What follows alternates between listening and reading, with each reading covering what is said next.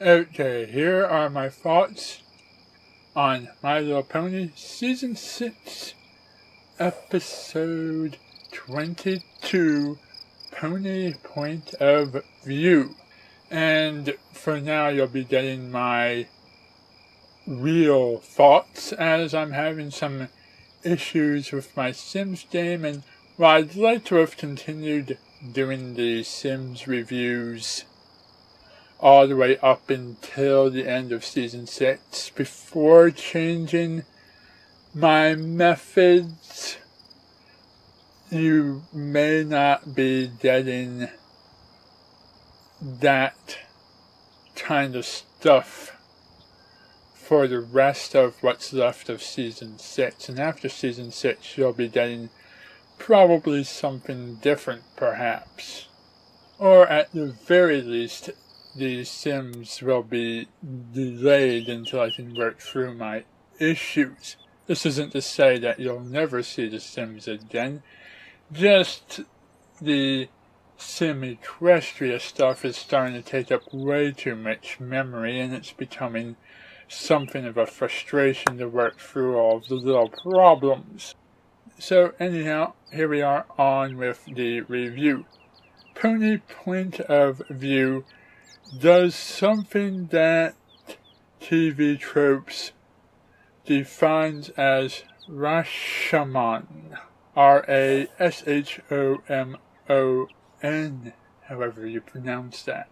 What it means is to say it's a genre of storytelling wherein multiple characters tell the same story over and over again, but each time they tell that story, they tell it differently, often painting themselves as the hero and everybody else as less than heroic. It's something that we've seen before in many different examples in television. In an episode of Strawberry Shortcake Berry Bitty Adventures, 3 of the characters had to go back for some snacks that they were taking on a camping trip, and on their way back from getting those snacks, lost the snacks and returned without them. Each of them told a different story as to what happened when they lost those snacks, and each of those stories was greatly exaggerated. It also happened in an episode in MASH when Hawkeye injured Frank Burns in the operating room, and Frank Burns described the story as an attack upon him by Hawkeye, and Hawkeye describes it as an accident due to Burns's bungling. And in Burns' imagination, he sees himself as a perfect doctor who everybody respects, and everybody else as cowards or incompetent or something of that nature. It was also seen in an episode of Recess when Spinelli is being accused of throwing a rock during a dirt clod war, and each of the protagonists and antagonists and other various witnesses tell different accounts of the events. It's been done in a number of different shows before, but those are only a few of the examples, not to go into everything.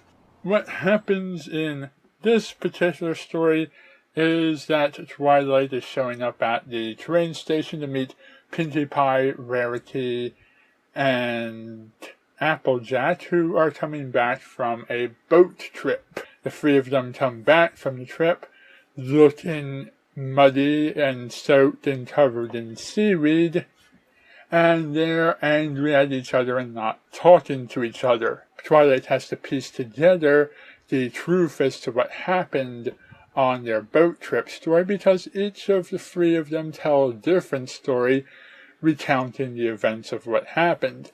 Fluttershy, Rainbow Dash are absent from this episode, supposedly acting out events that happened in the comics, as I understand it. conveniently removed from this story because their presence would have solved the problems of the story way too easily. And it would have also stretched out the runtime if we had to hear 5 different stories recounted. In Rarity's story, she blames AJ and describes her as a pirate crazed with sea madness and insane from the power rushing to her head as she tries to be captain of the ship and spends the whole day talking like a pirate. The flashback paints Pinkie Pie as relatively normal and Rarity herself in a most generous light. When the story is told from Pinkie Pie's point of view, she looks at herself as basically normal, looks at Applejack as being fun-loving and enjoying her time on the boat, and looks at Rarity as being too proper and stuck up to take a moment to have fun.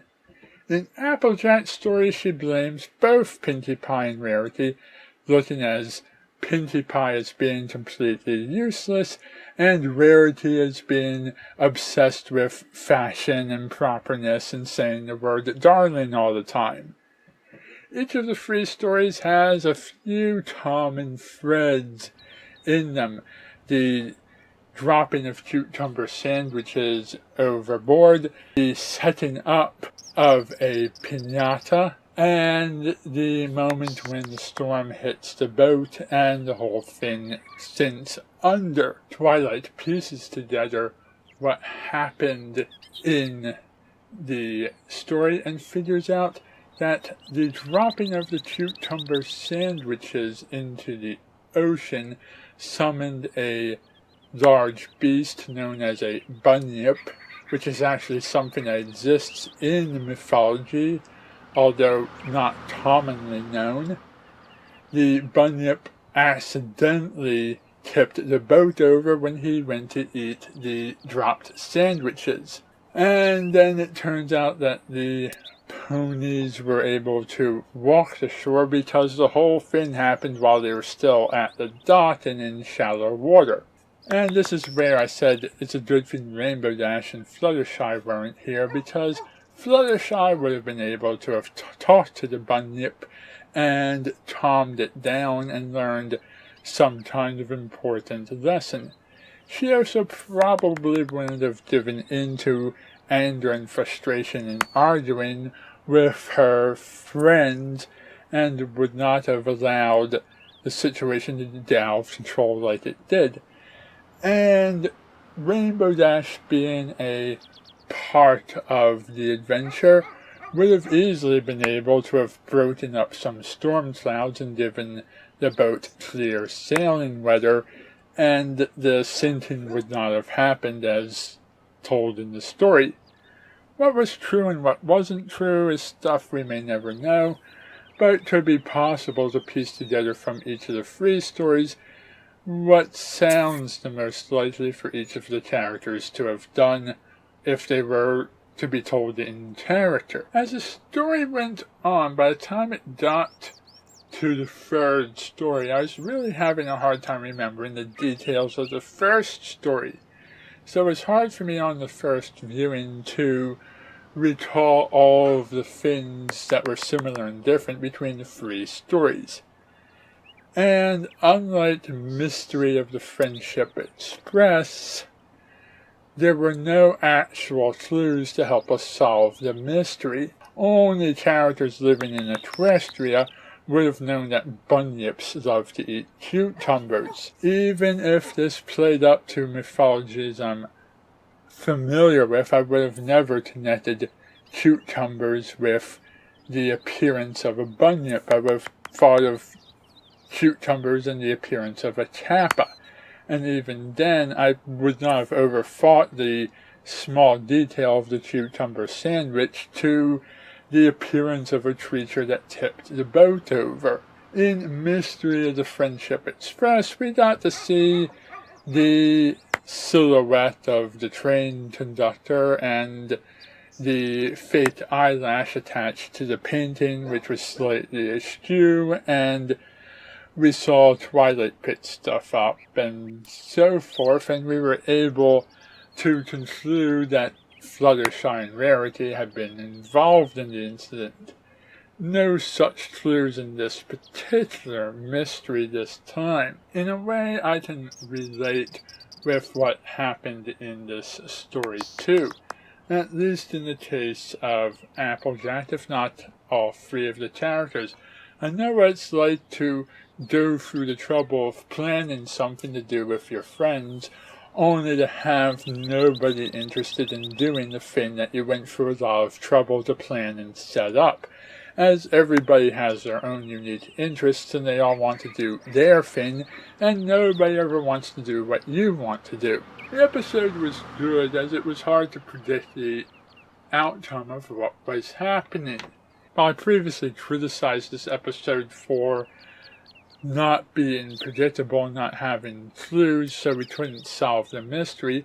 It's also a plus to have a story that isn't too predictable, where you don't know what the outcome will be, and you can't just sit back and call everything that's going to happen next. So a little unpredictability makes for a fun twist as well.